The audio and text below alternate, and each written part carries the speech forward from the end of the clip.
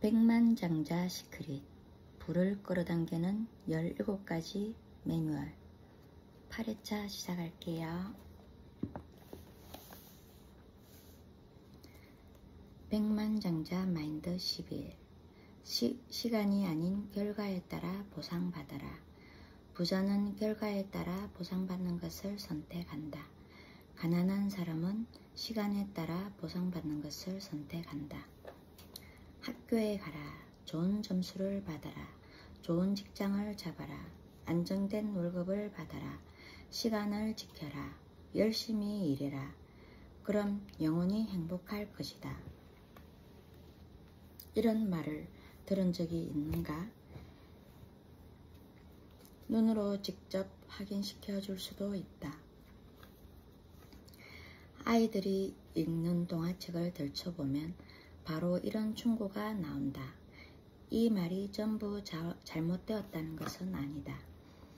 주위 사람들을 살펴보거나 당신의 경험을 확인해보면 답이 나올 것이다.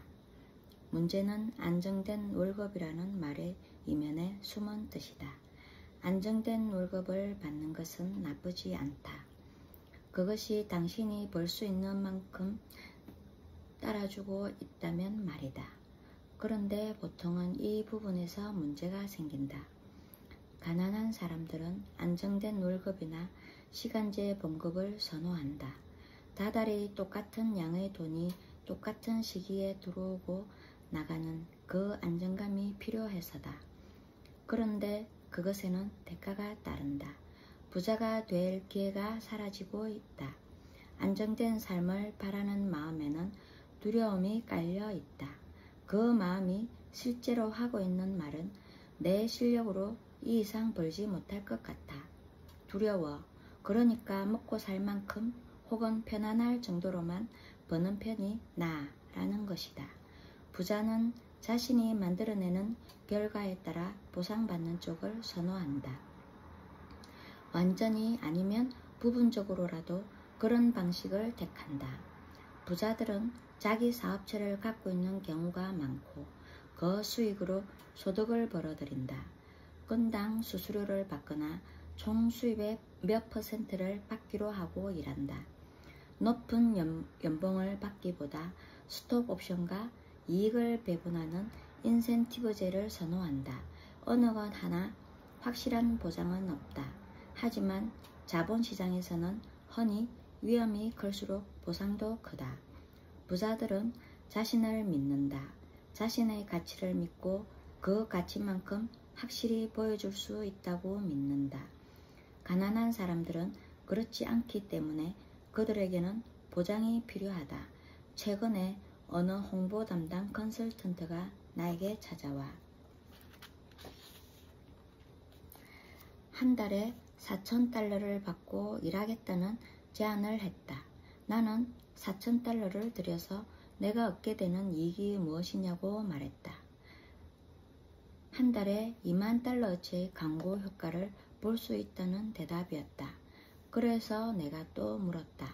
그 정도의 결과가 나오지 않으면 어떡하죠? 그녀는 그래도 자신이 그만큼의 시간을 들일 것이기 때문에 $4,000를 받아야 한다고 말했다. 난 시간당으로 계산하고 싶지 않소. 결과에 따라 보상하는 게 옳다고 봅니다. 그만한 결과가 나오지 않으면 그 돈을 다 줄 이유가 없잖소. 반대로 당신이 그 이상의 결과를 만들어내면 더 받을 자격이 있겠지요. 이렇게 합시다. 당신이 만들어내는 광고 효과의 50%를 주겠소. 실적이 좋으면 한 달에 $10,000도 받을 수 있소. $4,000의 2배가 넘는 금액이요. 그녀가 받아들였을까? 거절했다. 그녀가 빈털터리였을까? 그렇다. 부자가 되기 위해서는 결과에 상응해서 보상받아야 한다. 이것을 알아내기 전까지 그녀는 계속 그 상태일 것이다. 가난한 사람들은 돈과 시간을 교환한다. 그런데 이 전략의 문제점은 시간이 한정되어 있다는 것이다. 이런 상황에서는 필연적어도 부자들의 원칙인 소득의 한계를 걷지 말라는 원칙이 깨지고 만다. 시간당 계산법은 부자가 될 수 있는 기회를 상당 부분 없애버린다. 시간당 급료를 받는 서비스 분야에도 이 원칙이 적용된다.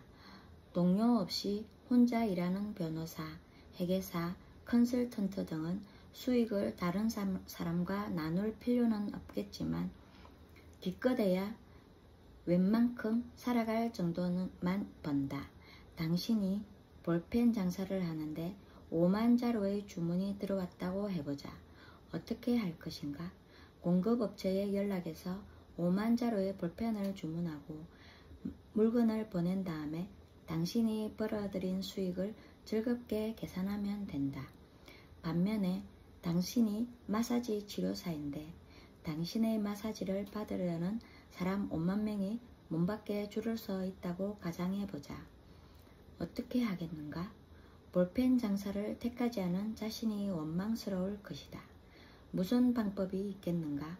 맨 마지막에 서 있는 사람에게 약간 늦게 마사지를 해드리겠다고 설명하는 수밖에. 목요일 3시 15분 지금으로부터 40년 후 이 시간에 다시 와 주십시오. 개인 서비스업에 종사하지 말라는 것이 아니다.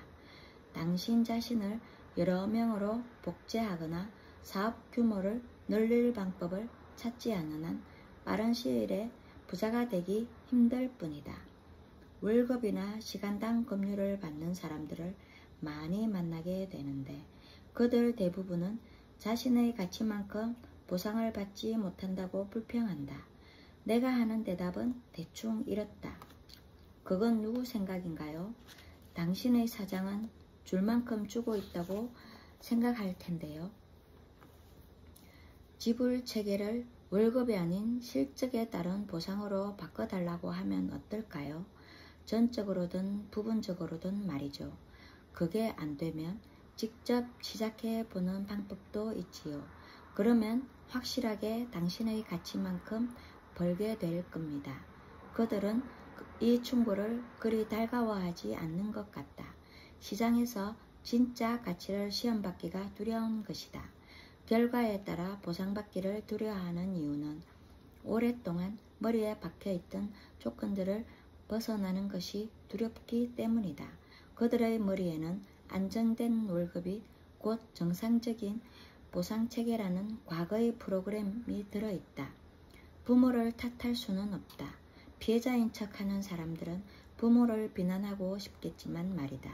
부모는 어떻게든 자식을 보호하려 하고 자식이 안정적으로 살아가기를 바란다. 다들 알고 있겠지만 규칙적인 수입이 없는 자식에게 부모들이 제일 흔하게 하는 말은 언제 진짜 직장을 잡을 거냐는 종류의 말이다. 나의 부모님이 이런 질문을 했을 때 나는 절대 그럴 일은 없다고 대답했다. 어머니는 너무나 괴로워했지만 아버지는 등을 두드려 주었다.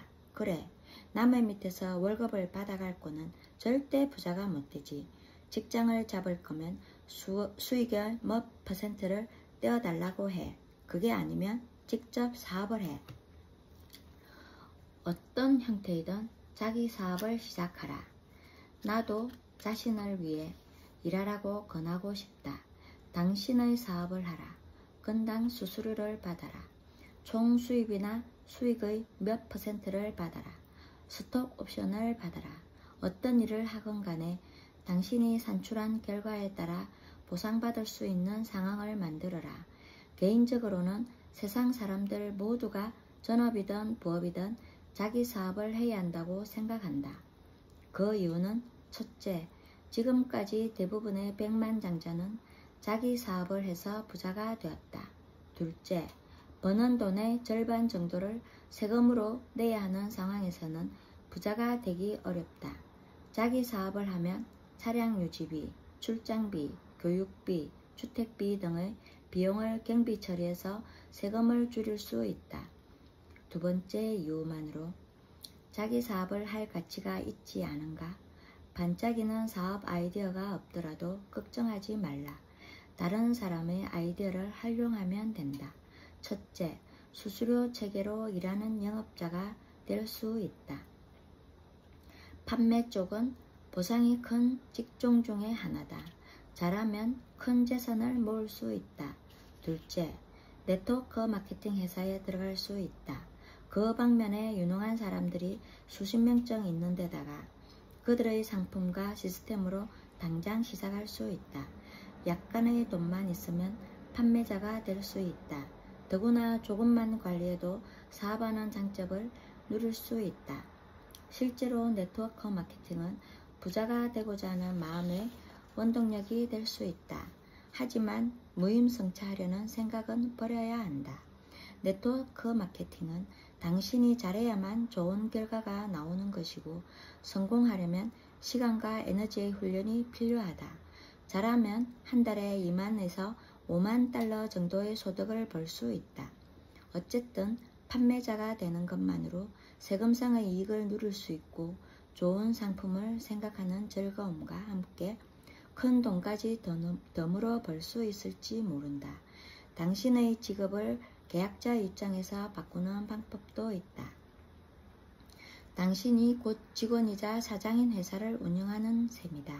고용주가 호의적인 반응을 보일 경우 당신이 지금 하고 있는 일을 똑같이 하되 대신에 당신의 회사와 계약하는 방식을 취하는 것이다. 몇 가지 법적 조건이 충족되어야겠지만 고객이 한둘이라도 더 생기면 그만큼 사업주로서 받을 수 있는 보상이 커지고 세금 혜택도 누릴 수 있다. 우리 사장은 절대 그렇게 해주지 않을 거야 라고 생각할 수 있다. 나도 이 점에 대해서는 확실히 말할 수가 없다. 하지만 당신이 알아야 할 게 있다. 회사가 직원 한 명을 고용하는 데에는 상당한 고정 비용이 들어간다. 월급이나 주급을 줘야 하고 그 직원이 버는 소득의 25%나 그 이상을 정부에 내야 한다. 거기에 직원용 복지 혜택 비용까지 추가되면 당신을 독립된 사업자로 고용하는 편이 회사 입장에서 오히려 유리할 수 있다. 물론 직원으로 받는 혜택이 사라진다는 단점은 있지만 세금을 적게 내고 남은 돈으로 당신이 직접 필요한 혜택을 누리면 된다. 결국 당신이 자신의 가치만큼 버는 방법은 결과에 따라 보상받는 방법이다. 나의 아버지가 한 말씀이 옳다.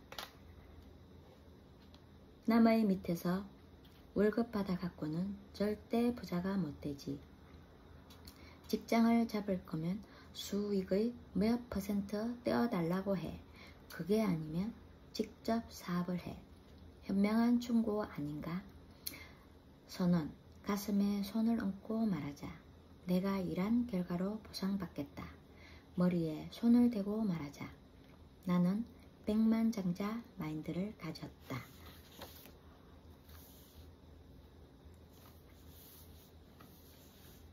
백만장자 마인드 12. 둘 다 가질 수 있다. 부자는 둘 다 생각한다. 가난한 사람은 하나만 생각한다. 부자는 풍요로운 세상에 산다. 가난한 사람은 한정된 세상에 산다.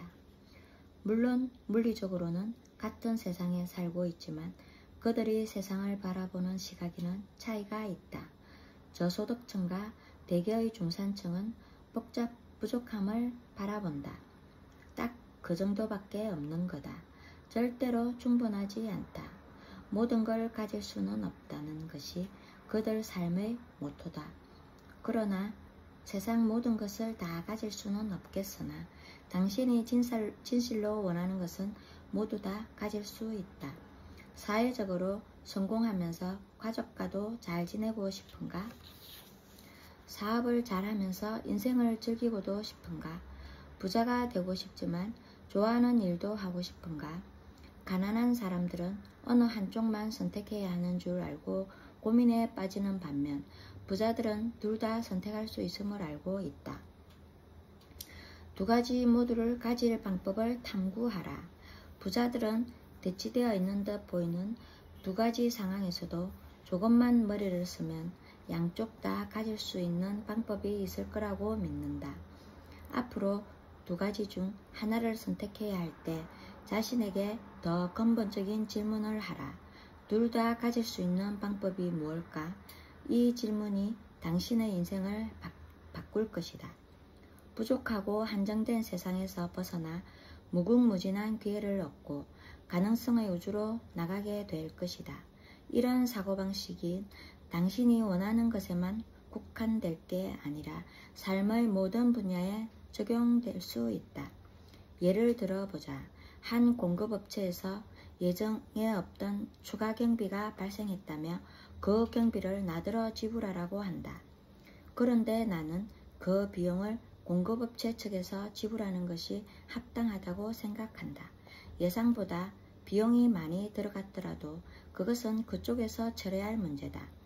다음에 또 일을 하게 되어 계약서를 쓰게 된다면 이런 문제를 다시 협상할 마음은 있지만 이미 합의를 하고 서명이 끝난 계약은 그대로 진행하는 것이 옳다고 믿는다. 이런 경우 만일 내가 빈털터리라면 계약한 금액에서 한 푼도 더 지불하지 않겠다는 내 생각을 전달하려고 최선을 다했을 것이다. 그 업체와 다시 일하고 싶은 마음이 있더라도 결국에는 큰 싸움이 벌어지게 싶다. 내가 이기거나 그쪽이 이기거나 어쨌든 결단을 내려야 하기 때문이다.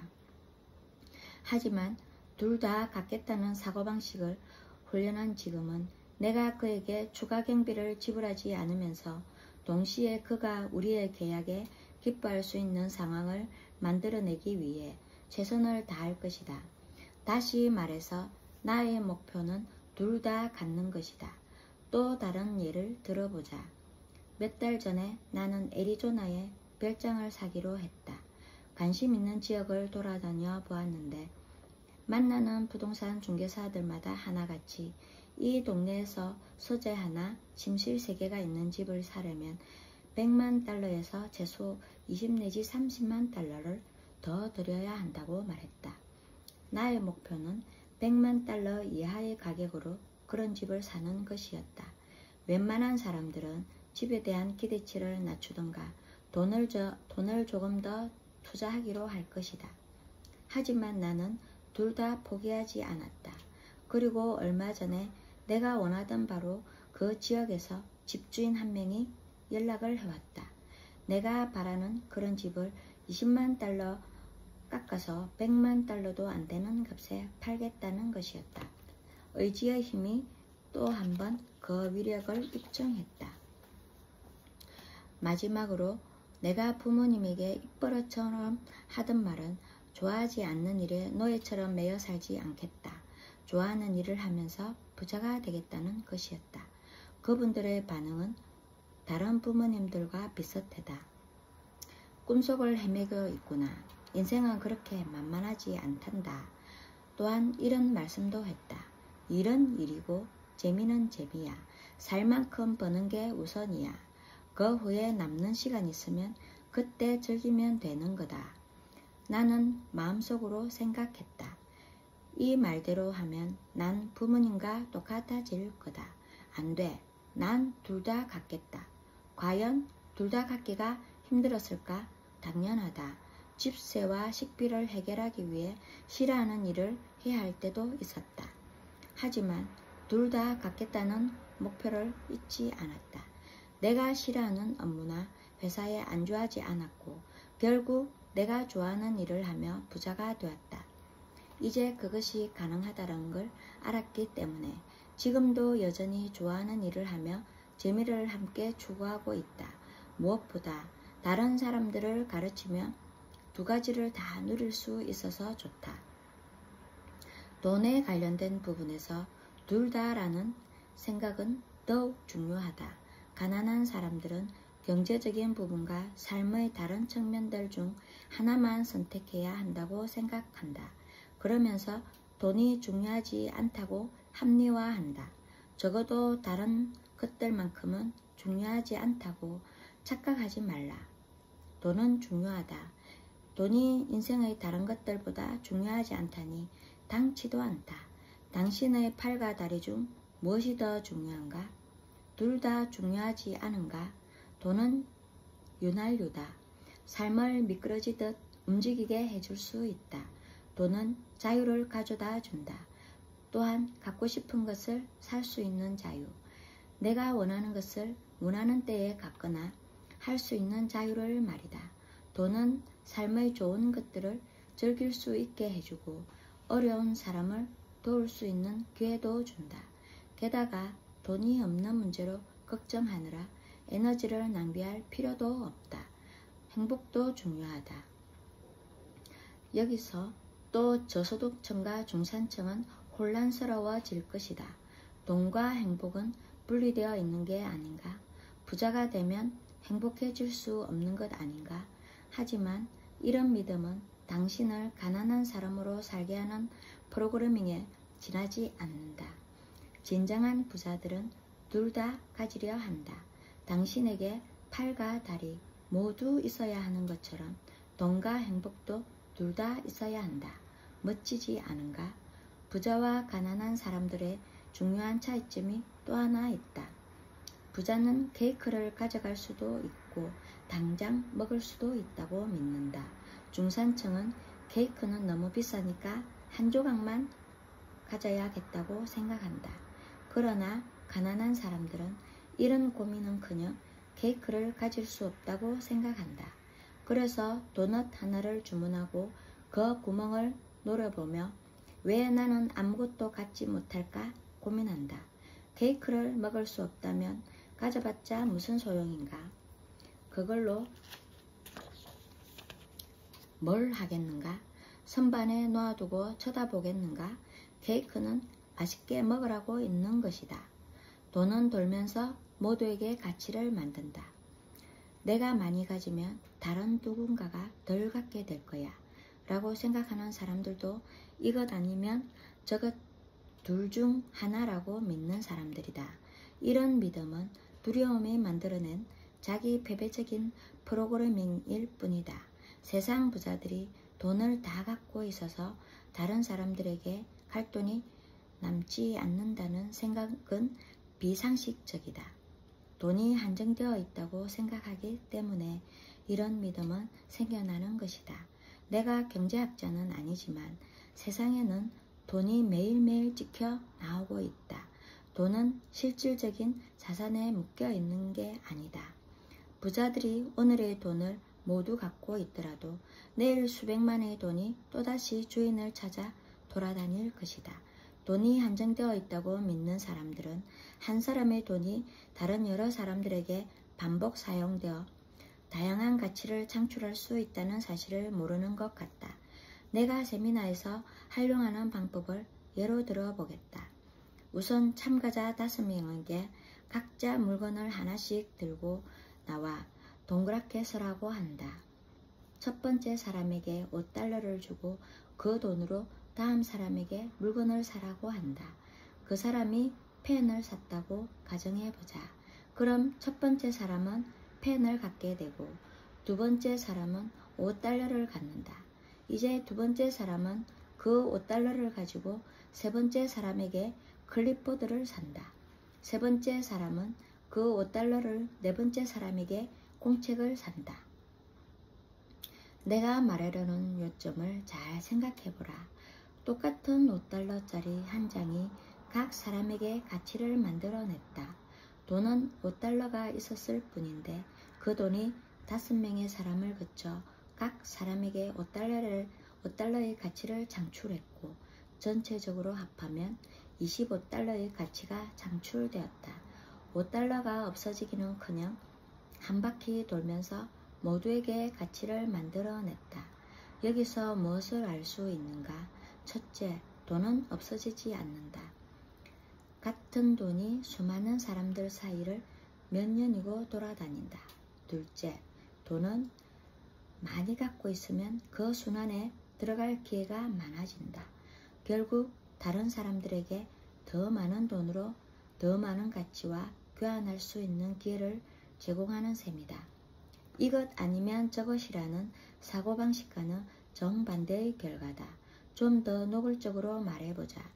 당신이 다른 사람을 그렇게 걱정한다면, 당신이 다 가져서 남들에게 갈 돈이 없을까봐 걱정이라면, 그들이 자기 몫을 챙기길 원한다면 부자가 되기 위해 노력하라.